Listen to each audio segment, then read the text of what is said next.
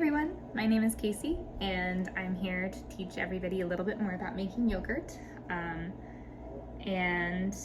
So I've been making yogurt for maybe 3 or 4 years now. I learned a couple years back when I was interested in fermentation, and I actually have a biology degree. I learned how to make yogurt actually in a lab setting and then totally never used it, and then learned how to do it in the kitchen setting at home.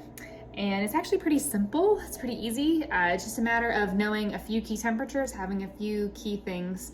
So I'm just gonna go through some of the stuff that you need to have, some of the stuff you need to do. I'm gonna be showing specifically with an InstaPot today, but if you have a yogurt maker or if you're using a cooler method, I'll try to show you how it's just a little bit different. It's really not much different, just a little bit different. So I'm gonna go through real quick just some of the things that you need, that everybody needs, and then I'll go over just like InstaPot stuff. Okay, so to start, you don't really need that many materials. You're gonna need some sort of microwave safe container that can hold the amount of yogurt you wanna make. You're gonna need a kitchen thermometer. Normally these go up over 400 degrees Fahrenheit, but we only need it for way less than that, but you do need a thermometer. And milk. I suggest whole milk. I think it makes a nice thicker yogurt. If you're worried too much about like how much sugar or how many calories are going to be in this, realize that the bacteria that are doing the fermenting are going to kind of take up some of that. So if you're concerned about that, don't be super worried about that. The fat will still be in it though, so if you're trying to be lower fat, your yogurt might not be as thick and creamy, but you can certainly use any type of milk. Homogenized milk is really important. So you want to make sure you're using homogenized milk. I've used non-homogenized in the past and it creates a lot less yogurt actually, so I would suggest sticking with homogenized. Organic, grass-fed, all of those are good things, but I would suggest to not use the cream on the top or the non-homogenized milks. All right, so what we're going to do is I like to make a lot of yogurt at once, so I like to make about 8 cups of yogurt at one time. So I'm just gonna take my whole milk, I'm gonna pour it into my microwave safe container. I use the microwave. You could certainly use the stove top if you wanted to, but I find the microwave is honestly easier and I'm all about keeping things super easy. So I've got about 8 cups of milk in here. So what I'm gonna do is I'm gonna put this in the microwave and I am going to try to get it to a temperature of 185 degrees Fahrenheit. Now, depending on how much milk you use, depending on the size of your container, how wide it is gonna depend on how much time it's gonna take. I find it's, this amount of milk, it probably takes me somewhere between 7 to 10 minutes in the microwave to get it to 185 degrees Fahrenheit. And the point of that is to kill all of the bad bacteria that could potentially make you sick.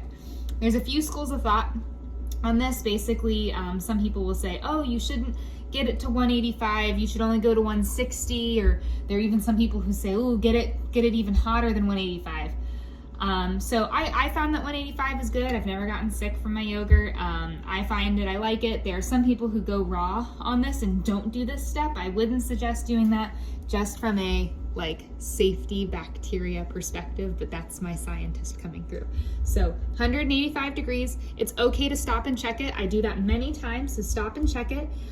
Stir it. I normally use my little thermometer to stir, and we will check back in once it's 185. All right, so I'm going to give some specific instructions on how to use the InstaPot for making yogurt real quick. So the first tip I have is if you've never replaced the seal inside of your InstaPot, and if you're wondering what the seal is, it's this rubber ring that sits underneath of that wire. If you've never replaced it and you've made things like spaghetti or sauces or stews, if you smell it, yeah, it has a bit of a spicy smell to it to me, like a flavorful smell, which is fine for when we're making, all sorts of meatballs and things like that. So what you'll want to do if you don't have one is you're going to want to pick up a second ring. And you can see that I got a colorful one so I would know, and I keep it in a plastic bag. I say this is my sweet ring. So if you've ever used your InstaPot for desserts or anything like fruit-based, It's always a good idea to have a separate seal, just so, you know, it doesn't taste like meatballs from the day before. I've heard people say they've had no issues reusing their seal, but I've never tested it myself to find out. So grab a new seal. The next thing we're gonna do while I'm actually doing this, while my milk is warming up in there, is I'm going to sterilize my InstaPot, and I'm gonna give you some instructions for that once I get my new seal on. Okay, so to sterilize my pot, what I do is you see that I have a new seal in there. That's my yogurt seal, or sweet food seal. I fill it up maybe just the bottom with maybe a couple cups of water. And then what I'm gonna do is I'm gonna set it to pressure cook.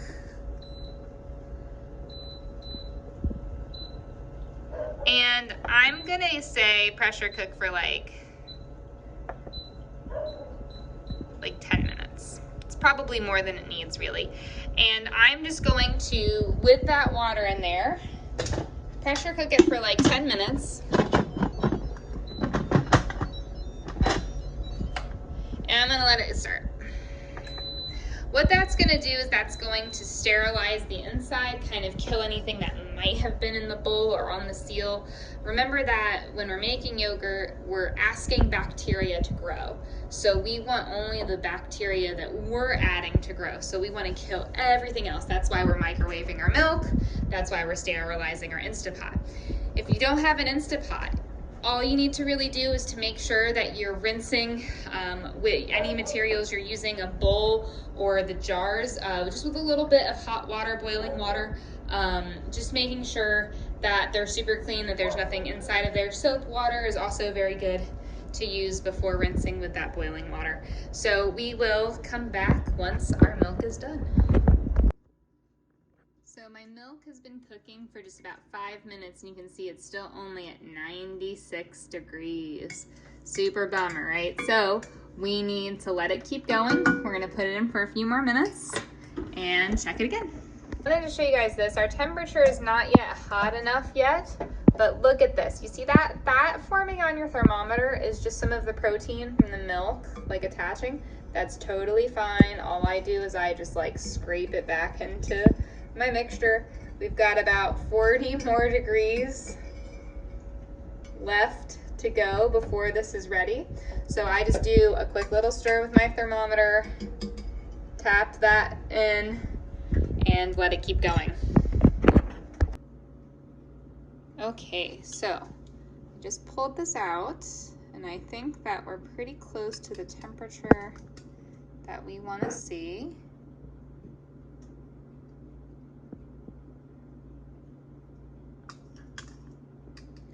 And realize that the goal here is to be really close, like getting exactly to 185 might be super hard. When I actually pulled it, when I was checking it inside the microwave, it was 186. And you'll see that it begins to cool pretty quickly, especially because my container has a big open top. Okay, so now that we got it to the temperature that we want to keep it safe, now what we do is we are going to wait. We are going to let this cool. I put it on the back of my stove because I find that's a pretty like safe spot to keep away from, you know, like like people walking by and doing something to it. So we're gonna let this cool until it reaches 105 degrees Fahrenheit approximately. I try to do it somewhere between 100 and 110. We're gonna let this cool. Again, it depends on how much milk you're cooling, how big your container is. I find that in the winter, it's much quicker because my house is colder. In the summer, it takes a little bit longer. Oh, good, my InstaPot just finished. So I was pressure cooking my InstaPot for 10 minutes and it just finished, which is great. So I'm gonna let it depressurize, take my lid off, and then I'm gonna dump the water out. And we will check back in once our milk has cooled to about 105 degrees Fahrenheit. Okay, so my InstaPot is depressurized. It took just a little bit of time. So I'm just gonna cancel it. I'm gonna open it up. You can see that my water is boiling in there. So I'm just gonna set my lid over to the side here.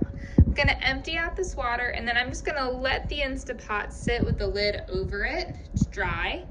You don't need to worry about drying it out, but I'm just gonna empty out this extra water, and then I'm just gonna put the lid back on top to wait for our yogurt once it's to temperature.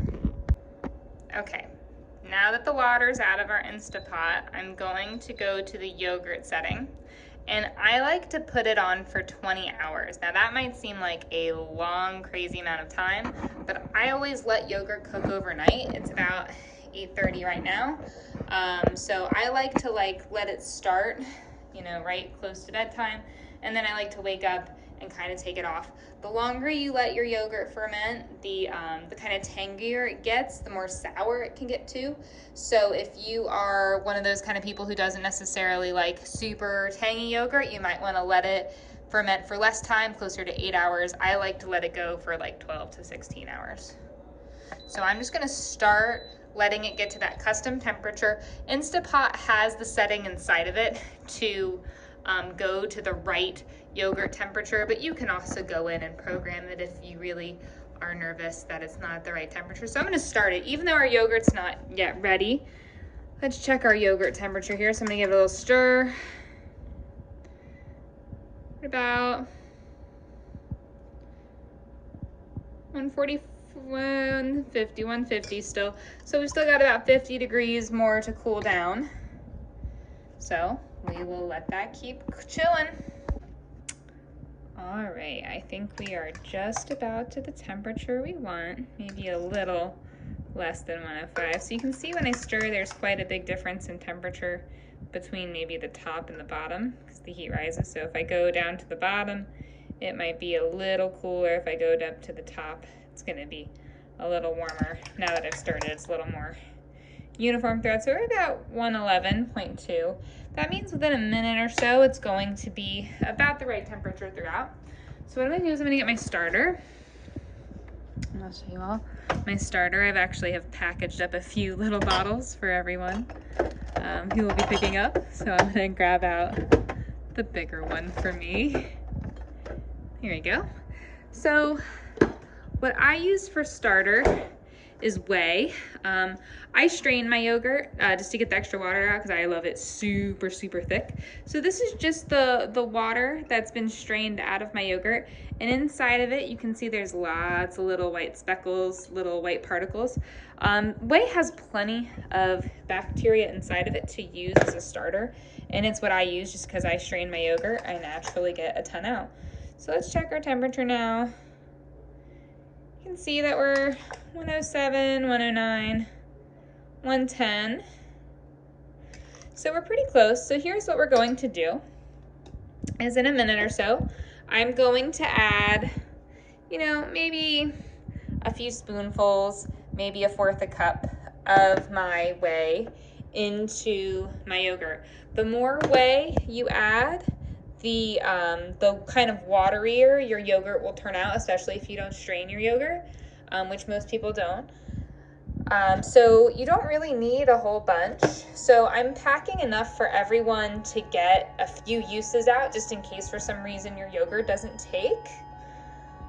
So know that I'm giving everybody enough to use a couple. So you really don't need as much whey as you think in order to get your yogurt going.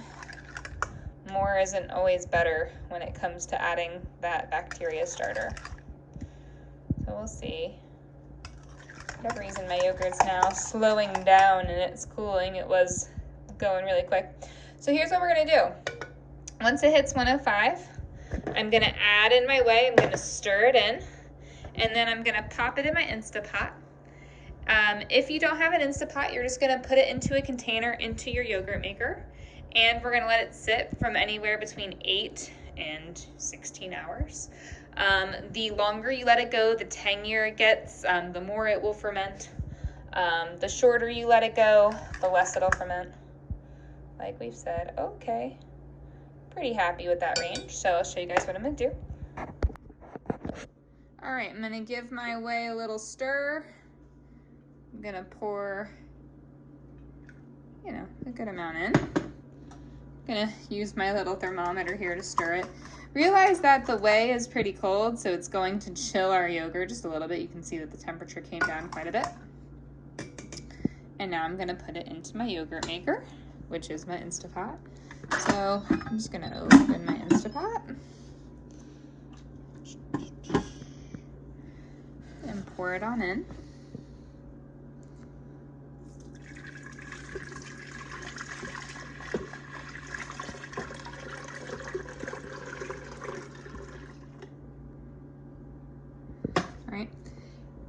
You'll see some of these recipes online to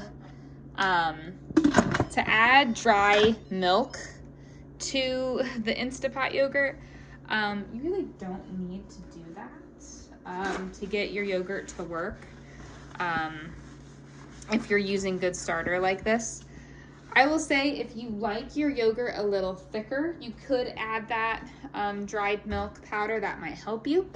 If you like your yogurt thicker, honestly, I think the best thing to do is to get a Greek yogurt strainer off of like Amazon or something. I have one, and it's just like a mesh that I pour my yogurt into once it's cooled. So I will make a video showing you guys how it turns out tomorrow morning. So you can see we're starting it. We started making yogurt like, an hour and a half ago maybe, and just by waiting for it to cool, it's now gonna sit in here. So yogurt's a lot of like, do all these things and wait. That's really all it is. So we'll see how it turns out.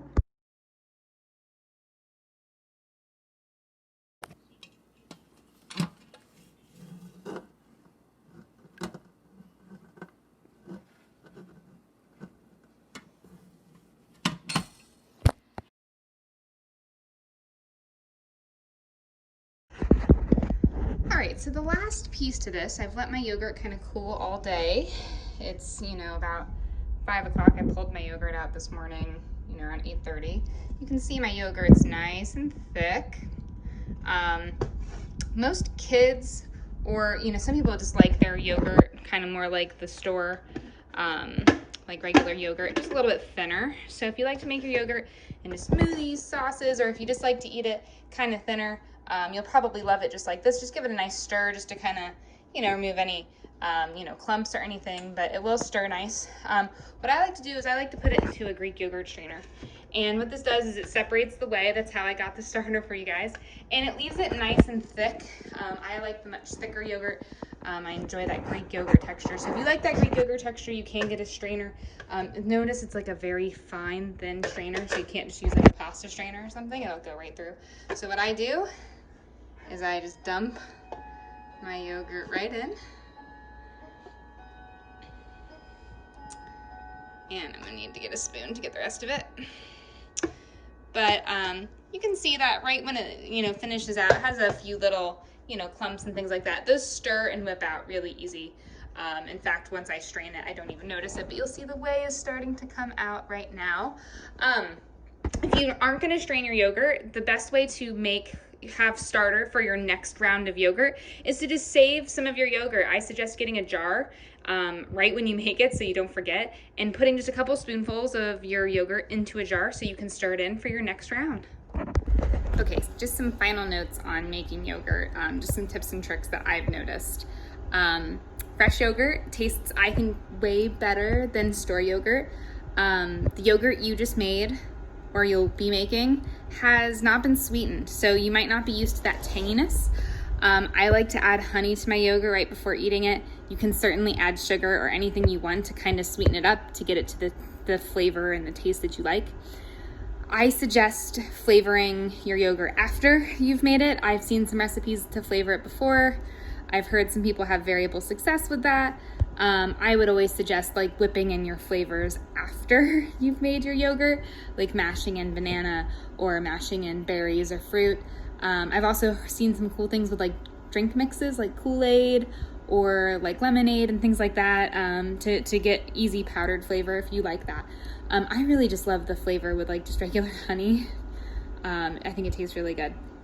Other things are that the longer it ferments, the longer you let it ferment, the tangier it gets. So you're gonna kind of have to play with like the amount of tanginess you like. I like it pretty tangy. I like it to ferment a whole bunch, so I don't mind going 12 to 20 hours of fermenting, but some people like to stop at 8 to 10. So that's just a preference thing. You'll have to decide what you like.